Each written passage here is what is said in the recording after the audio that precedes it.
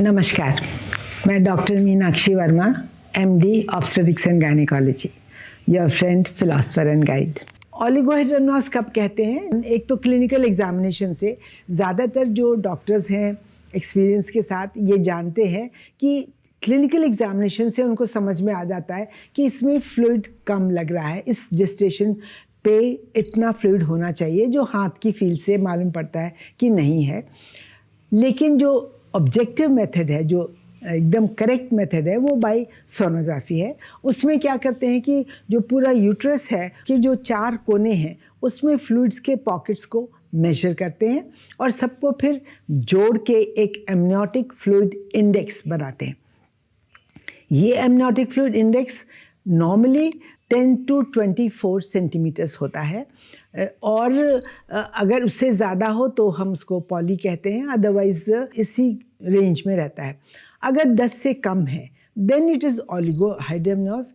अगर 7 से 10 के बीच में है तो हम इसको कहेंगे कि माइल्ड ओलिगोहाइड्रोमनोस है। अगर 5 से 7 के बीच में है देन इट इज़ मॉडरेट ओलिगोहाइड्रोमनोस, और अगर 5 से नीचे है तो फिर ये सिवियर ओलिगोहाइड्रोमनोस है।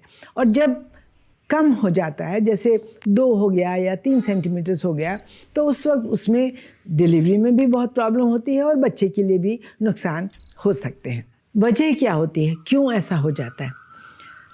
एक तो वही कि पहले की मैटरनल कॉजेज़, कि माँ की तरफ से क्या क्या हो सकता है।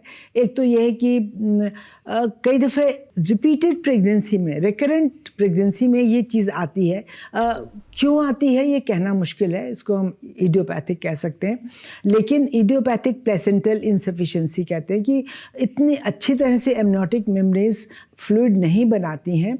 वजह ठीक से नहीं मालूम, लेकिन वो होती है। और अगर प्रीवियस प्रेगनेंसीज में ऐसा हो चुका है तो डॉक्टर इस बात को लेके कॉशियस रहते हैं कि इस बार भी ये चीज़ हो सकती है। इसके अलावा माँ की जो कई बीमारियां हैं, जैसे कि हाई ब्लड प्रेशर है, डायबिटीज़ है, या और भी कई तरह की बीमारियां हैं, जो लिवर की बीमारियां हैं, किडनी की बीमारियां हैं, ये सब फ्लूइड को कम कर सकती हैं। मदर का न्यूट्रिशन अगर बहुत कम हो, this is one of the factor. अगर माँ का डिहाइड्रेशन हो, कई दफ़े महिलाएं बहुत कम लिक्विड लेती हैं, बहुत कम फ्लूइड लेती हैं, दिन में 2-3 ग्लास पानी पिया तो वो हमेशा डिहाइड्रेट स्टेट में रहती हैं, और जब भी कभी डिहाइड्रेशन होगा ड्यू टू एनी रीज़न तो फ्लूइड के कम होने की संभावना हमेशा रहती है। दूसरा है फीटल कॉज। उसमें भी अगर कंजेनिटल मैलफॉर्मेशंस हैं, कई तरह के ऐसे होते हैं जिससे कि हम पोस्टीरियर यूरेथ्रल वाल्व कहते हैं, या फिर रीनल एजेनेसिस है, बच्चे की पॉलीसिस्टिक किडनीज़ हैं, ये सब बीमारियां जो बच्चे की हैं कंजेनिटल मैलफॉर्मेशंस, वो कम फ्लूइड बनाते हैं और उसमें बच्चे को काफ़ी नुकसान होने का चांस रहता है। और कभी कभी ऐसा भी होता है, कुछ क्रोमोसोमल एब्नॉर्मलिटीज़ होती हैं बच्चे में, जिसकी वजह से ये फ्लूइड कम बनता है। कभी कभी ऐसा भी होता है कि हाई लीकेज जिसको हम कहते हैं वो हो जाता है, जैसे कि पूरा सैक बना हुआ है, अगर नीचे से मेम्ब्रेन्स रप्चर हो जाए तो पानी पूरी तरह से वजाना से निकल जाता है, लेकिन अगर ऊपर कहीं छोटा सा लीक हो जाए तो धीरे धीरे धीरे धीरे पानी जैसा जो लिक्विड है, फ्लूइड एमनियोटिक फ्लूइड, वो रिसता रहता है और रिस कर करके वो फ्लूइड कम हो जाता है। हालांकि वैसे नहीं समझ में आता कि वो एकदम से पानी निकल गया, पर वो वजाइनल डिस्चार्जेस के साथ वो पानी निकल जाता है, तो उसकी वजह से भी ये पानी कम हो सकता है। आज के लिए बस इतना ही।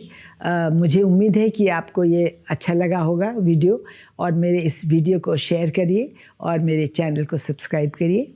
Thank you so much. अगले बार फिर एक नए टॉपिक के साथ मिलेंगे अगले हफ्ते। धन्यवाद।